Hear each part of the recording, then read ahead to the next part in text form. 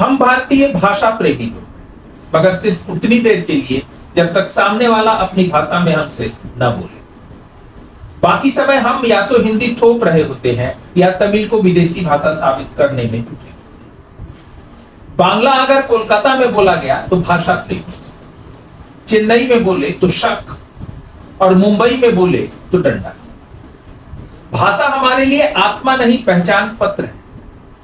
हिंदी बोले तो उत्तर भारतीय, मराठी बोले तो लोकल और उर्दू बोले तो पाकिस्तानी होने का शक। तमिल बोले तो अलगाववादी भावनाएं और अंग्रेजी बोले तो बहुत ही इंटेलिजेंट बंदा है यार। संस्कृत से निकली हिंदी अगर उत्तर प्रदेश में अपना पेट पाल रही है तो भोजपुरी बिहार से निकलकर मॉरिशस में मंत्री पद तक पहुंच चुकी। लेकिन मुंबई लोकल में भोजपुरी सुनते ही कुछ स्थानीय आत्माएं चिढ़ जाती, जैसे भैया सब सुनते ही उन्हें अपनी नौकरियां खतरे में दिखने।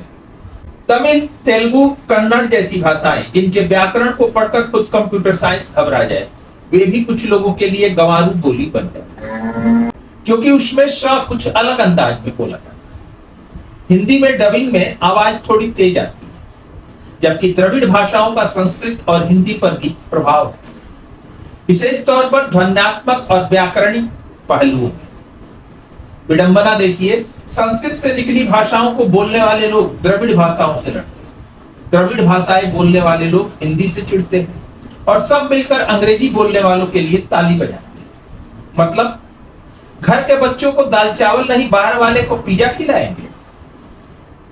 भाषा जो कभी सभ्यता का पुल थी, आज राजनीति का हथियार बन चुकी। टीवी डिबेट में हिंदी बनाम मराठी, तमिल बनाम संस्कृत, उर्दू बनाम भारत जैसे मुद्दे तवे पर ऐसे सुलगाए जाते हैं जैसे पुलाव नहीं जलेबी तल रही। एक तरफ मॉरिशस में भोजपुरी बोलने वाला राष्ट्रपति बन जाता है, दूसरी तरफ बिहार में भोजपुरी बोलने वाला नौकरी के इंटरव्यू में बकलोल समझा जाता है। बंगाल में बांग्ला बोलो तो टैगोर और नजरुल की याद आती है, मुंबई में बोलो तो बांग्लादेशी हो क्या। हम वो देश है जहां भाषा नहीं लहजा देखकर इंसान की योग्यता तय। अंग्रेजी में गाली भी दे दी जाए तो शब्द और हिंदी में माफी भी मांग लो तो बैकवर्ड। अब कोई भी भाषा बहता हुआ नीर है या ठहरा हुआ झील, यह इस पर नहीं निर्भर है कि आप क्या बोलते, बल्कि इस पर कि सामने वाला आपको किस राजनीतिक खतरे के रूप में देखता है। तो अगली बार कोई आदमी भोजपुरी में काहो भैया बोले या बांग्ला में केमो नाचिन बोले तो घबराइए मत, मुस्कुराइए, क्योंकि शायद वो आपसे ज्यादा पढ़ा लिखा हो, बस उसकी भाषा बोर्ड एग्जाम में वैकल्पिक विषय नहीं है।